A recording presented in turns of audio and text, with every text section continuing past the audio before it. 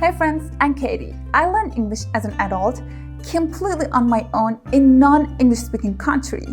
I started from absolute zero and step by step worked my way all the way up to C2 level and became an English teacher.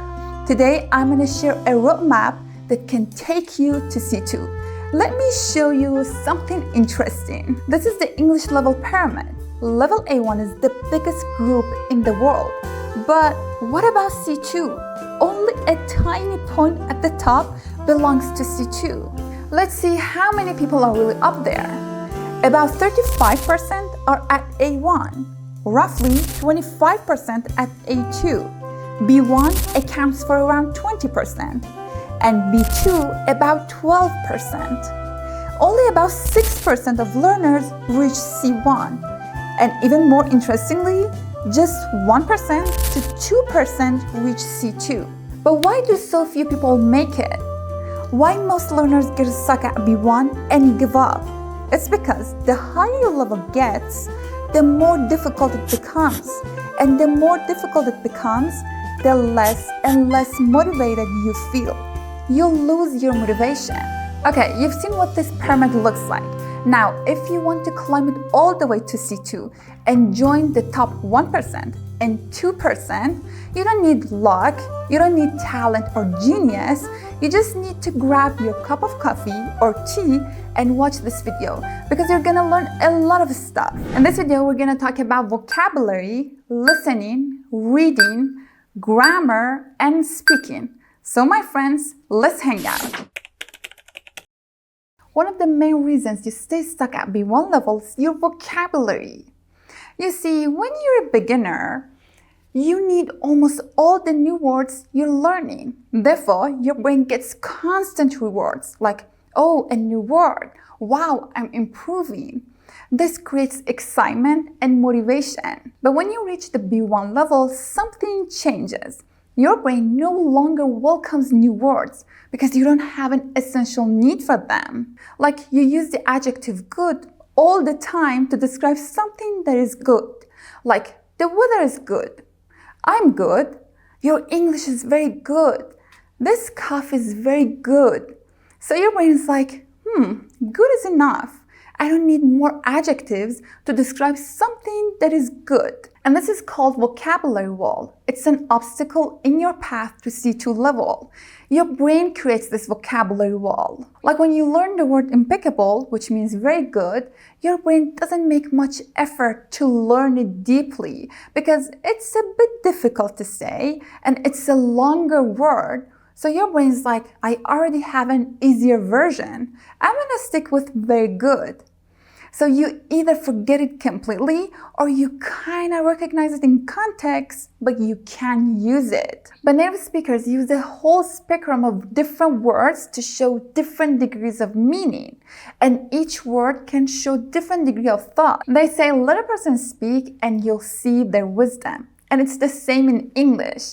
If you're taking the IELTS or TOEFL exam or any exam, if you just keep using those basic words, as soon as you open your mouth, the examiner will know your level is beginner. To reach C2, you must break this vocabulary wall. According to Cambridge research, you need around 10,000 active words to get there. Now you're probably wondering how many words you already know. One of the most accurate tests is VST website and it's completely free. I'll leave the link in the description, so check it out and see your vocabulary level. As you're taking the test, just remember two things. One, don't guess. If a word looks familiar but you're not sure of its exact meaning, select don't know. And two, take the test just once. Repeating it won't make the results more accurate. Now the question is, how can you learn 10,000 words and break this vocabulary wall? With these two steps, you can break this vocabulary wall. Step 1, stay in touch with advanced English. Look, you're not a beginner English learner anymore, right? So it means it's time to stop simple input, like watching videos or reading texts that are only designed for your level, and move on to advanced C2 level materials. 90% of C2 vocabulary can only be found in real texts, in authentic books. Just reading books that are designed for learners at your level is not enough. Look, this is what I mean. This is a real book that a native speaker would read, and it's A Man Called Ove.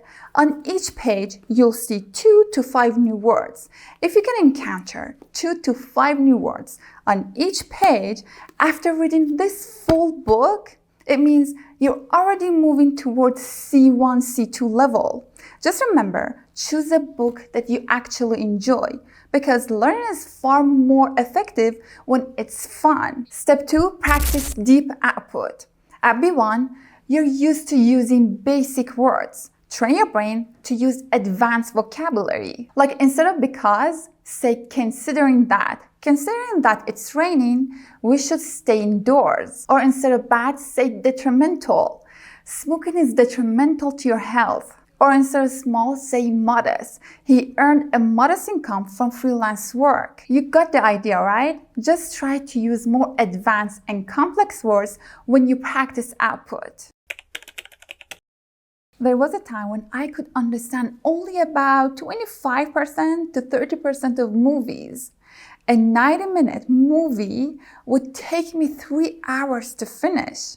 It was tiring, discouraging, and really boring. The reason was simple. I was at B1 level, but I was watching full-speed native movies, basically jumping from B1 level straight to C2 content. And sure, on the surface, it looked like I could pick up some words. I could catch some words here and there, but it was damaging. It was killing my listening. My brain simply couldn't process that volume, that speed, or that level of language. My brain wasn't ready yet for that type of content. I always explain it like this. When you're at a B1 level, it's like you're standing in a shallow water. You can stop, think, and take a breath. There's no panic, no struggling, there's no risk of drowning. But C2 is a whole different story. It's the ocean. The waves hit you at full speed. And if you can't swim, the ocean will take you. Look, C2 listening is like a deep ocean. At this level, you have to be able to process everything, even if it's fast or complex, like jokes, sarcasm, even if it's messy, like people talking in a noisy cafe. You can understand it, like a native speaker. Listening is the only skill that you can suddenly dive into its ocean. Without a solid foundation in swimming, you'll drown and you'll lose your motivation. Your brain must make sense of what it hears. Stephen Krashen, one of the well-known linguists, believes that real learning happens when you listen to content that is slightly above your current level. He puts it in simple formula. I plus 1. I is your current level, plus 1 is just a little bit beyond your current level. So start with accessible real speech, like The Tonight Show with Jimmy Fallon or Russell Howard Hour.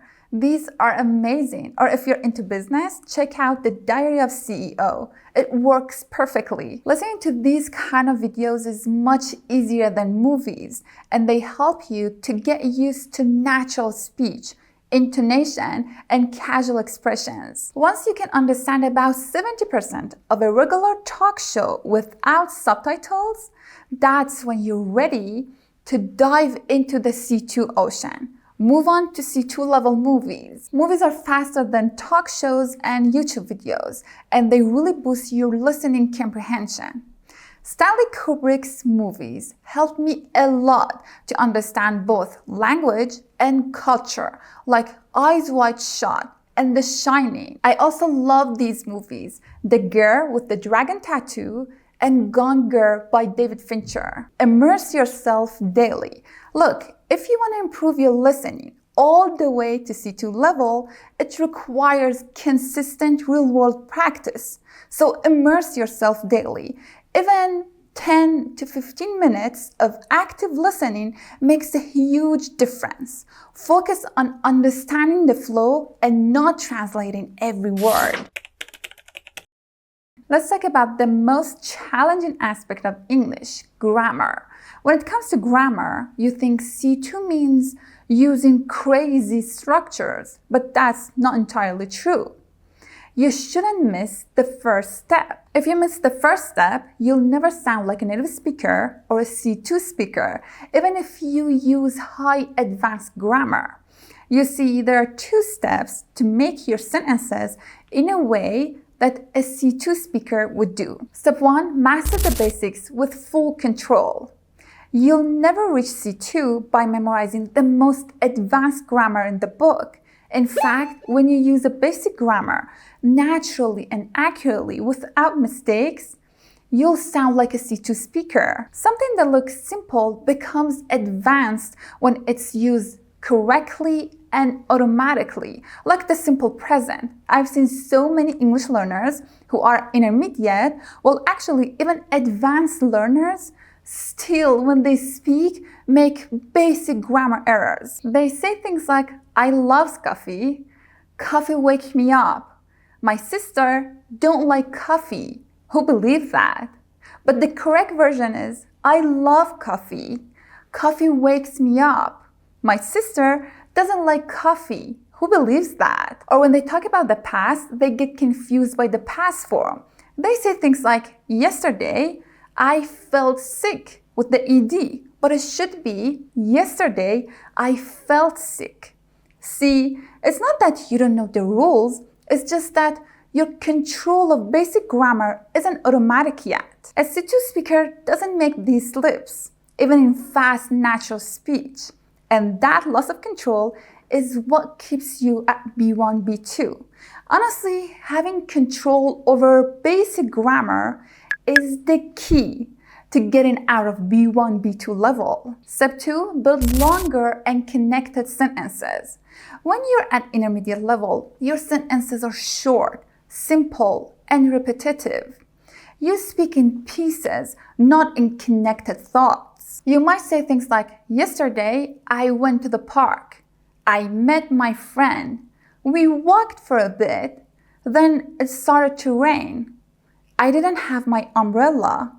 You see, these sentences are short, simple. They're not connected. And there's no flow actually. At C2 level, we combine ideas, add details, and use connectors to build long, clear, controlled sentences. So to do that, you need these structures. They instantly push your grammar into C1, C2 territory and help you to build longer sentences. Like the third and mixed conditional. Like, if I'd known it would rain, I would have brought an umbrella. It's the third conditional. Advanced models like could have, might have, should have, must have. For example, I should have checked the weather forecast. It's showing regrets. Emphasize structures. For example, it's not that I don't like rain. I just prefer sunny weather for walking in the park. It's the C2 signature. Advanced passive structures, like they got their house painted before the sale. And using would for past habits. Like when I was a kid, I would spend hours reading. Now the point is, your English is at a level that you don't need to study grammar anymore. Stop it. You will recognize these patterns when you read real books, authentic books, and watch movies or talk shows. You will pick up on these patterns. When I was at B1 level, I genuinely wanted to elevate my speaking. At that level, I had some challenges in my speaking that I really wanted to fix. First, I couldn't talk about the broad range of topics. And second, my sentences were short and overly general. Third, I constantly experienced the lack of vocabulary. And the last one, I translated directly from my native language. Now, if you've been following me for a while, you know something about me. I became fluent in English without living in an English-speaking country and without having an English-speaking partner. I've mentioned this a lot on my channel because I want you to know something essential. Not having someone to practice English with or not living in an English-speaking country is not a legitimate barrier. You can absolutely practice speaking on your own and still achieve truly exceptional results. So to push my speaking all the way to C2 level and tackle my 4 main challenges, I designed a diamond system with 4 parts. The first part, topic shift. To be comfortable to talk about a broad range of topics, I needed someone to throw random questions at me to get me to talk. So what I did, I bought a talking parrot to ask me questions. No, I'm just kidding. I use IELTS questions and answer them out loud. These questions are invaluable. The great thing about IELTS questions is how they are flexible. They get you to talk about everything: your job, your neighborhood, your city, even some current global issues like public health, climate change, economy. They're super easy to find. Just Google them and you'll get hundreds instantly. Now, I treat each question as if someone asked me those questions. I wouldn't overthink. Just give myself 5 seconds to quickly think and answer. Just like when someone asks you a question. A real conversation, when someone asks you a question, you can't stop for 10 minutes and take your time to come up with the perfect sentences. You have to speak right away, even if your idea isn't fully ready. So this teaches you to get used to that time pressure, the natural time pressure of speaking when we have in conversation. The next part of my diamond is sentence branching. You see, to make my sentences longer, I learned some patterns that educated native speakers would do. My first pattern is adding contrast. And you can add contrast using although. Like, instead of just saying AI is helpful, we can say, although AI is helpful, it creates a new set of challenges we rarely notice. My next pattern is adding a hidden insight. And the structure is, what is interesting is that, and continue talking. You see, a C2 speaker won't just say AI is growing. They say AI is growing, and what is interesting is that it's evolving faster than our ability to regulate it. Next, adding definition. And the structure is super easy. By something, I mean, and continue talking. Like, it's difficult. And by difficult, I mean emotionally demanding rather than technology complex. And adding a final reflection. This one makes you sound mature. The structure is, this shows that, or it reminds us that. Like, a C2 speaker won't say people like fast information. They say people like fast information. This shows that convenience is becoming more important than depth. You see, these structures help me to make longer sentences and describe things in more details. All right, the next part of this diamond, word ruminating. One of the most effective things I ever did to make the new words part of my active vocabulary is a technique I call word ruminating. Let me explain. Just like a cow, which after eating brings its food back up and chews it again and again several times, which this process is called rumination, I did the same with words. So I wouldn't just learn a word and leave it there.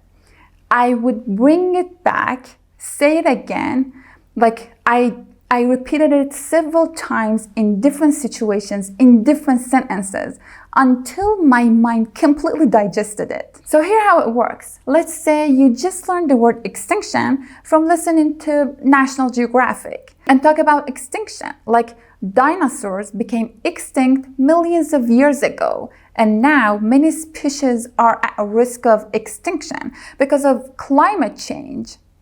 And then continue talking, add details, give examples. And the last one, shadowing. Shadowing helped me make my speaking more natural and get rid of unnecessary pauses and those hesitation. So I was sure in this situation, I have to use this grammar structure, not that one. It was honestly one of the most effective speaking exercises that I ever practiced. I already made a full video about it. If you're interested in full breakdown, you definitely can check out this video. I never forget the time when I started reading Harry Potter. It was my first book in English. My vocabulary skyrocketed. My ability to understand native speakers got far more precise. And even my listening ability improved dramatically. I felt more confident speaking English. But why reading can put you on the path to C2? Well, think about it. Even in your native language, not everyone speaks at the same level. Some people have huge vocabularies, precise expressions, and use complex sentences. They're basically at C2 in their own language. And it's interesting to know most of them got there by reading a lot. It's the same in English. Many native speakers aren't actually at C2 because they don't read much. If you read one high-level book, especially by a great author, you can get ahead of many native speakers. Basically like being a bowl hotter than the soup inside it. People who stay at B1 don't usually read challenging texts or practice active reading or focus on vocabulary, on advanced vocabulary and details. If you're studying for an exam and aiming for a C1, C2 score, it's a good idea to change up your reading materials. Focus on specialized texts like The Economist and The Atlantic. C2 exams are usually similar to these magazines. They use academic vocabularies, serious tone, and analytical writing. So that's the full picture: vocabulary, listening, reading, grammar, and speaking. The 5 pillars to focus on to get to C2. And remember, just 5 minutes a day makes a huge difference. Atomic Habits perfectly explains this. You don't need huge, dramatic changes to see results. Small, consistent improvements add up over time. So start today, even if it's just for 5 minutes. If you enjoyed this video, give it a thumbs up. I'll see you in my next video.